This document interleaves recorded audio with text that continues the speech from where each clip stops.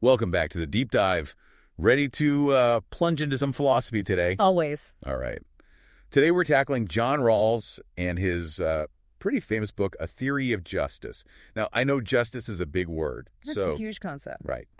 But, in simple terms, what's Rawls trying to do with this book? He's basically laying out a roadmap for a truly just society. A roadmap, so specific laws and policies. Not exactly. It's more like he's trying to figure out the core principles, the foundation. Okay, the building blocks of a just society. Got it. So how does he even go about doing that? Well, he uses this really clever thought experiment. He calls it the original position. Original position. Yeah. Imagine a group of people. They're tasked with designing a society from scratch. Okay, I'm picturing a bunch of philosophers sitting around a table arguing about the ideal society. Something like that. But here's the twist. They have to do it behind a veil of ignorance. A veil of ignorance. Yeah, meaning they don't know anything about their own position in the society they're building. So no clue if they'll be rich or poor, talented or not. Exactly. It's like a giant social experiment where everyone's starting with a blank slate. Wow. Okay. I can see how that would make things interesting. You definitely want to make sure the system is fair if you have no idea where you'll end up. Yeah. So, what kind of society does this thought experiment lead to? According to Rawls, these individuals would agree on two fundamental principles of justice. Two principles. Okay. Lay them on me. The first is pretty straightforward. Equal basic liberties for all. Think freedom of speech, assembly, religion, all the essentials. Right. The bedrock of a democratic society. Yeah. Makes sense. But the second principle, now that's where things get a bit more complex. It's called the difference principle. The difference principle. Yeah. This one states that any inequalities in society, whether social or economic, are only permissible if they benefit the least advantaged. Hold on. So are you saying it's okay to have inequality as long as the poorest people get a little something out of it? It's not quite that simple. Rawls isn't saying inequality is good per se. It's more like he's trying to ensure that the system works in a way that lifts everyone up, especially those at the bottom. I see. So it's not just about redistributing wealth. It's about making sure the whole system is structured fairly. You got it. Okay. This is a lot to unpack. This difference principle, it feels like it could really spark some debate. Oh, absolutely. It's one of the most controversial and debated aspects of Rawls' theory. I can see why. It really makes you think about what justice really means. It's not just about everyone having the same opportunities. It's about making sure everyone benefits, even if they don't start at the same place. Exactly. And this is actually one of the reasons why Rawls veered away from more traditional ideas like utilitarianism. Utilitarianism. Yeah, the idea that we should aim for the greatest good for the greatest number. Oh, right. So why did Rawls have a problem with that? Seems like a good goal, right? Well, he argued that focusing solely on the greatest good could end up trampling on individual rights, especially for minorities. Oh, I see. So even if something makes the majority happy, it might not be just if it, violates someone's basic rights. Exactly. For Rawls, protecting individual liberty was absolutely essential. He didn't think it was something you could just trade off for a bit more overall happiness. Wow. Okay. This is definitely giving me a lot to think about. It's a whole different way of looking at justice, fairness, and how we structure our society. And we've only just scratched the surface. I can imagine. This is a lot to digest. But it definitely seems like A Theory of Justice is a pretty important book, not just some theoretical stuff, but something that could really change how we think about building a better world. It definitely has that potential, and we're just getting started. All right, then. Can't wait to dive deeper. So we're back. And before the break, we were digging into Rawls' two principles of justice. Equal basic liberties for everyone, AN. That difference principle. Yeah, that difference principle, it's still swirling around in my head.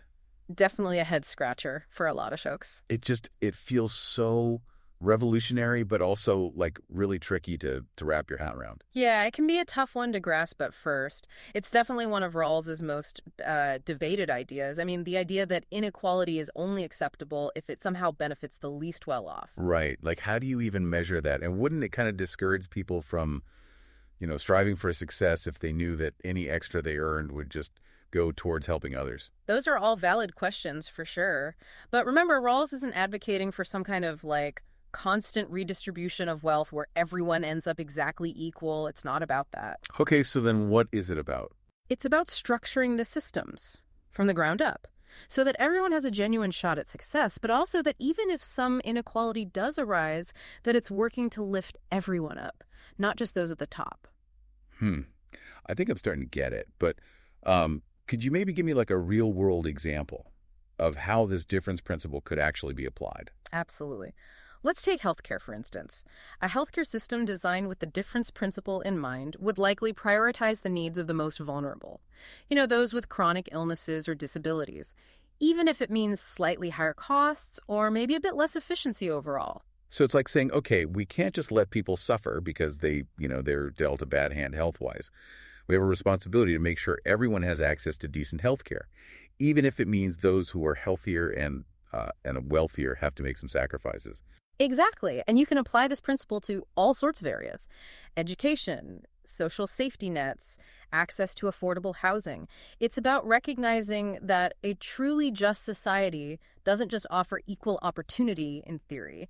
It actively creates systems that support those who face greater obstacles. Okay, wow. I'm starting to see how radical this idea really is. It really flips the script on how we view fairness and justice, doesn't it? It's not just about individual responsibility. It's about building a system that works for everyone. And Rawls argues that this approach is actually more likely to lead to a stable and prosperous society overall. Interesting. Why is that? Well, think about it. When people feel like the system is rigged against them, they're less likely to, actively participate in it. But when they feel like they have a fair shot, they're much more likely to contribute and cooperate, which benefits everyone in the long run. That makes a lot of sense. But I'm guessing this difference principle isn't without its critics. Oh, absolutely not. It's been a source of a lot of debate. Some folks argue that it's way too idealistic, impractical, that it would discourage hard work and innovation. Others just say it's plain unfair to, punish success to benefit those who aren't as successful. So how did Rawls respond to those kinds of criticisms? Well, Rawls acknowledged that achieving perfect justice is, incredibly difficult, maybe even impossible. But he saw this difference principle as a sort of aspirational goal, a way to guide our thinking, our decision making. Even if we can't perfectly achieve it, we can still use it as a compass to point us in the right direction. I like that. It's like a North Star for social policy. Exactly. Something to aim for, even if we don't always hit the mark perfectly. Okay, that makes sense. Okay. But I'm curious, how did Rawls actually envision these principles being put into practice? Did he, lay out any specific policies or laws that would create this just society? That's where Rawls gets even more interesting. He didn't offer a strict blueprint. Instead, he laid out a process for achieving justice. He called it reflective equilibrium. Reflective equilibrium. Okay, I'm definitely sensing another deep dive coming on. What exactly is that? Well, it's the idea that we should be constantly testing and refining our moral principles against our considered judgments about specific situations. So like a back and forth between our big picture principles and our real world experiences. Precisely. So, for example, we might start with the principle that, stealing is wrong. Right. Seems pretty straightforward. But then we encounter a situation where, say, someone is stealing food because they're literally starving. And our intuition might tell us, well, this is different, so we might have to tweak the principle, add an exception for cases of extreme need, I see. So it's this dynamic process, constantly evolving our understanding of what justice truly means. Exactly. And Rawls felt this should be an ongoing and collaborative process, not about waiting for some, perfect set of rules to be handed down, but about engaging in reasoned dialogue and being open to revising our principles as we learn more. That's pretty empowering, isn't it? It puts the responsibility for creating a just society on all of us, not just, lawmakers or philosophers. Exactly. Rawls believed that everyone has the capacity to think critically about morality and to contribute to this project of achieving a more just society. And in a world that often feels so divided, so polarized, this emphasis on reasoned dialogue and a shared commitment to fairness, well, it's more important now than ever, I think. I couldn't agree more.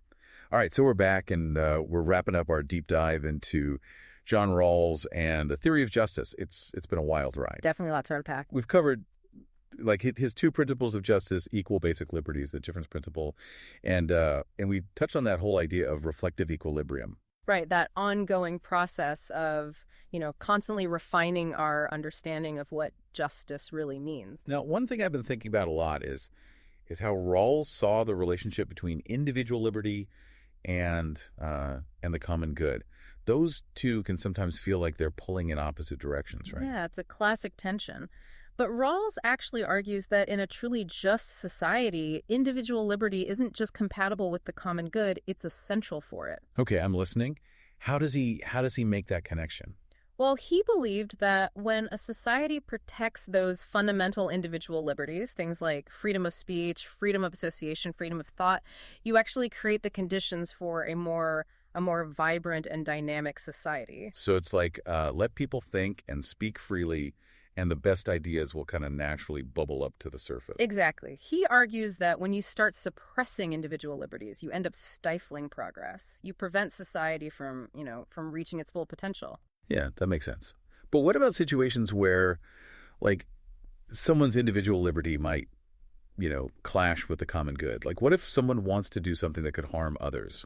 Where do we draw the line?